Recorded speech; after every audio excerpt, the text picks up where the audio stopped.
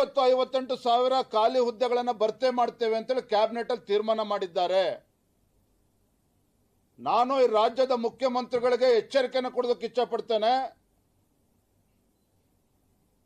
ಒಂದು ಕಡೆ 2,85,000 ಹುದ್ದೆಗಳನ್ನು ಭರ್ತಿ ಮಾಡ್ತಕ್ಕಂಥ ಯೋಗ್ಯತೆ ಇಲ್ಲದಿರತಕ್ಕಂಥ ಕಾಂಗ್ರೆಸ್ ಸರ್ಕಾರ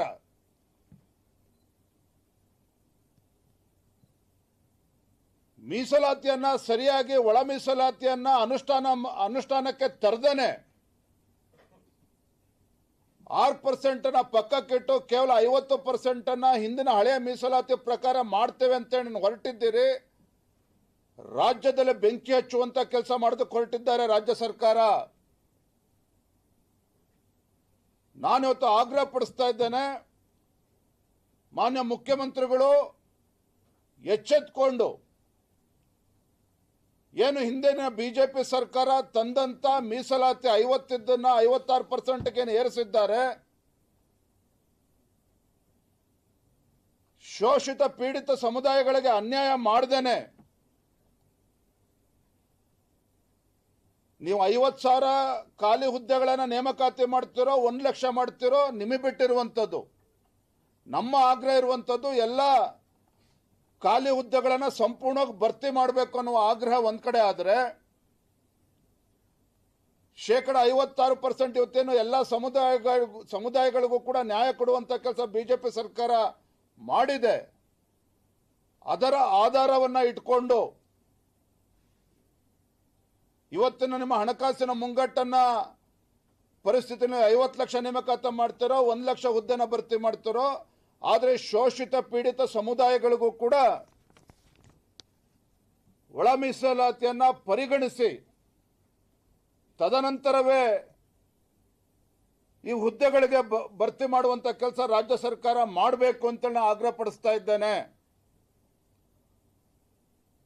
ಪದೇ ಪದೇ ಈ ಸಮುದಾಯಗಳಿಗೆ ಅನ್ಯಾಯ ಮಾಡ್ತಾ ಇದ್ದೀರಿ ಮಾನ್ಯ ಮುಖ್ಯಮಂತ್ರಿಗಳೇ. ಕಿಂಚಿತ್ತಾದ್ರೂ ಕೂಡ ಪರಿಷ್ಠ ಜಾತಿ ಪರಿಷ್ಠ ಪಂಗಡಗಳ ಬಗ್ಗೆ ನೀವು ಕಿಂಚಿತ್ತಾದ್ರೂ ಕೂಡ ಕಾಳಜಿ ಇದ್ರೆ ರಾಜ್ಯ ನ್ಯಾಯಾಲಯದ ಕುಂಟು ನೆಪವನ್ನ ಹೇಳ್ದೇನೆ ಈ ಸಮುದಾಯಗಳಿಗೆ ನ್ಯಾಯ ಕೊಡಬೇಕು, ಉದ್ಯೋಗವನ್ನು ಕೊಡುವಂತ ಕೆಲಸ ಮಾಡಬೇಕು.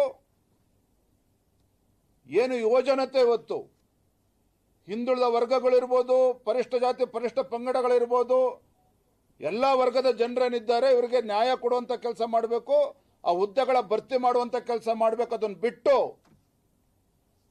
ಈ ಕಾಂಗ್ರೆಸ್ ಸರ್ಕಾರ ಮಾನ್ಯ ಮುಖ್ಯಮಂತ್ರಿಗಳು ತೊಟ್ಟಲನ್ನ ತೂಗುವಂತ ಕೆಲಸ ಮಾಡೋದು, ಮಗುವನ್ನ ಚೂಟುವಂತ ಕೆಲಸ ಮಾಡ್ತಾ ಇದ್ದಾರೆ ಮಾನ್ಯ ಮುಖ್ಯಮಂತ್ರಿಗಳು. ಅಕ್ಷಮ್ಯ ಅಪರಾಧ. ತೊಟ್ಲನ್ನು ಕೂಡ ತೂಗುವಂಥದ್ದು, ಮಗುವನ್ನು ಕೂಡ ಚೂಟುವಂಥದ್ದು. ನೀವು ಎಷ್ಟು ದಿನ ಮುಖ್ಯಮಂತ್ರಿ ಸ್ಥಾನದಲ್ಲಿ ಕೂತಿರ್ತಾರೋ ಗೊತ್ತಿಲ್ಲ ನಮಗೆ.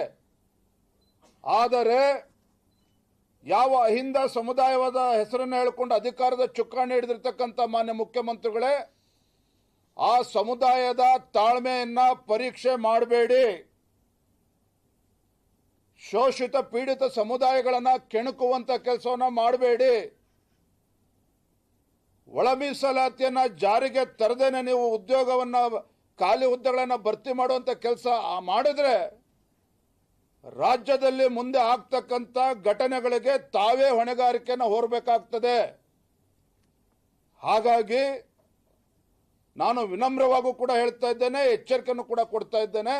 ಇದೆಲ್ಲವನ್ನು ಕೂಡ ಪರಿಗಣಿಸಿ ಸರಿಯಾದಂಥ ನಿರ್ಧಾರವನ್ನ ಮಾನ್ಯ ಮುಖ್ಯಮಂತ್ರಿಗಳು ಮಾಡಬೇಕು.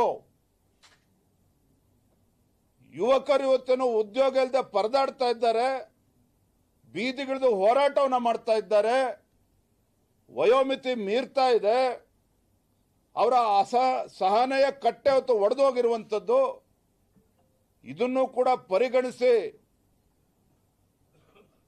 ನ್ಯಾಯ ಕೊಡುವಂತ ಸ್ಥಾನದಲ್ಲಿ ಮುಖ್ಯಮಂತ್ರಿಗಳು ತಾವು ಇದ್ದೀರಿ. ಅದನ್ನ ಮಾಡಿ ತಮ್ಮ ಗೌರವವನ್ನು ಉಳಿಸ್ಕೋಬೇಕು ಅನ್ನುವ ಮಾತನ್ನು ಕೂಡ ಈ ಸಂದರ್ಭನ ಹೇಳ್ತಾ ಇದ್ದೇನೆ.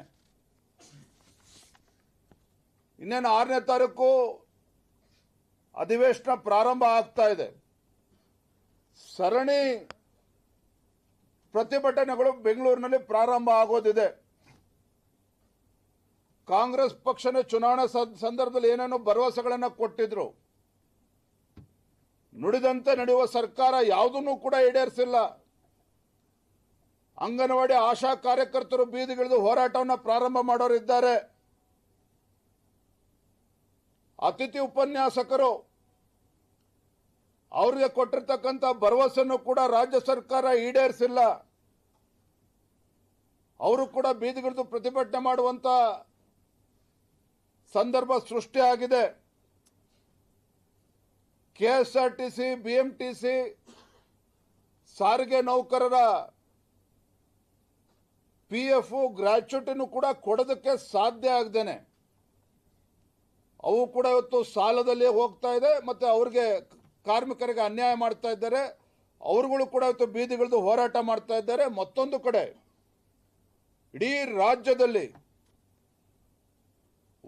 ವೈದ್ಯರು ಕೂಡ ಸರ್ಕಾರಿ ಆಸ್ಪತ್ರೆಯಲ್ಲಿ ಸೇವೆ ಸಲ್ಲಿಸ್ತಾ ಇರ್ತಕ್ಕಂಥ ವೈದ್ಯರು ಕೂಡ ಇವತ್ತು ಬೀದಿಗಿಳಿದು ಹೋರಾಟವನ್ನು ಮಾಡುವಂತ ಪರಿಸ್ಥಿತಿಗೆ ಬಂದ್ಬಿಟ್ಟಿದೆ. ಮತ್ತೊಂದು ಕಡೆ 108 ಆಂಬ್ಯುಲೆನ್ಸ್ ಅವ್ರಿಗೂ ಕೂಡ ನೌಕರಿಗೆ ಸಂಬಳ ಕೊಡೋದಕ್ಕೆ ಸಾಧ್ಯ ಆಗ್ತಾ ಇಲ್ಲ. ಕಳೆದ 34 ತಿಂಗಳಲ್ಲಿ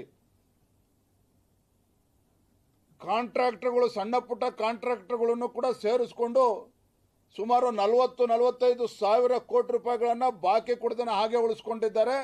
ಈಗಾಗಲೇ ಆತ್ಮಹತ್ಯೆ ಪ್ರಕರಣಗಳು ಕೂಡ ನಡೆದಿರುವಂಥದ್ದು. ಅವರು ಕೂಡ ಇವತ್ತು ಬೀದಿಗಿಳಿದು ಪ್ರತಿಭಟನೆ ಮಾಡ್ತಾ ಇರುವಂಥದ್ದು ತಾವು ನೋಡ್ತಾ ಇದ್ದೀರಿ.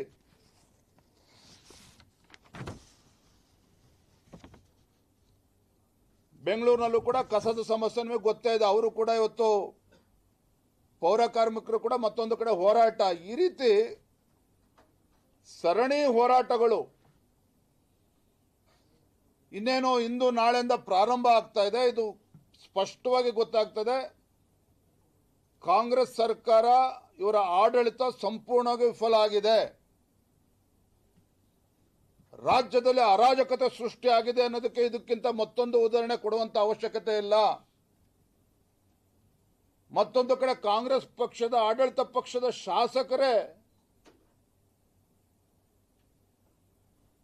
ಸಮಾಧಾನ ಮಾಡೋಕ್ಕೋಸ್ಕರ ವಿದೇಶ ಪ್ರಯಾಣ ನೀವು ಕಲ್ಪಿಸಿಕೊಟ್ಟಿದ್ದೀರಿ ಅಂತ ಹೇಳಿದ್ರೆ,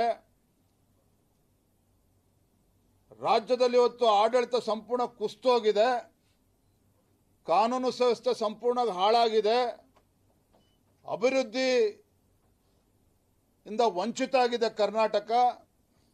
ಆಡಳಿತ ಪಕ್ಷದ ಶಾಸಕರೇ ದಂಗೆ ಹೇಳ್ತಾ ಇದ್ದಾರೆ. ಇದು ವಾಸ್ತವಿಕ ಸತ್ಯ. ಹಾಗಾಗಿ ಮಾನ್ಯ ಮುಖ್ಯಮಂತ್ರಿಗಳಲ್ಲಿ ನಾನು ಮತ್ತೊಮ್ಮೆ ಆಗ್ರಹ ಪಡಿಸ್ತಾ ಇದ್ದೇನೆ, ಇವೆಲ್ಲ ವಿಚಾರಗಳನ್ನು ಗಮನದಲ್ಲಿಟ್ಟುಕೊಂಡು ಪರಿಹಾರ ಕೊಡುವಂತ ಕೆಲಸ ಮಾಡಬೇಕು. ಕೇಂದ್ರ ಸರ್ಕಾರದ ಮೇಲೆ ದೂರುವುದನ್ನು ಬದಿಗಿಟ್ಟು ಮತ್ತೊಮ್ಮೆ ಹೇಳ್ತೇನೆ, ಒಳ ಮೀಸಲಾತಿಯನ್ನು ಕೂಡ ಪರಿಗಣಿಸಿ ಯುವ ಜನತೆಗೆ ಉದ್ಯೋಗ ಅವಕಾಶವನ್ನು ಸೃಷ್ಟಿಸುವಂತ ಕೆಲಸ ಮಾಡಬೇಕು. ನ್ಯಾಯಾಲಯದ ಕುಂಟು ನೆಪವನ್ನು ಕೊಡಬಾರದು. ತೊಟ್ಲನ್ನು ತೂಕೊಂಡು ಮಗುಗೆ ಚೂಟುವಂತ ಕೆಲಸವನ್ನು ಕೈ ಬಿಡಬೇಕು ಅಂತೇಳಿ ಮಾನ್ಯ ಮುಖ್ಯಮಂತ್ರಿಗಳನ್ನ ಆಗ್ರಹ ಪಡಿಸ್ತಾ ಇದ್ದೇನೆ. ಇಲ್ಲ ಅಂತ ಹೇಳಿದ್ರೆ ಭಾರತೀಯ ಜನತಾ ಪಾರ್ಟಿ ಒಂದು ಉಗ್ರ ಹೋರಾಟಕ್ಕೂ ಕೂಡ ನಾವು ಇಳಿಬೇಕಾಗ್ತದೆ, ಅನಿವಾರ್ಯ ಆಗ್ತದೆ ಅನ್ನೋ ಎಚ್ಚರಿಕೆಯನ್ನು ಕೂಡ ನಾನು ಕೊಡ್ತಾ ಇದ್ದೇನೆ.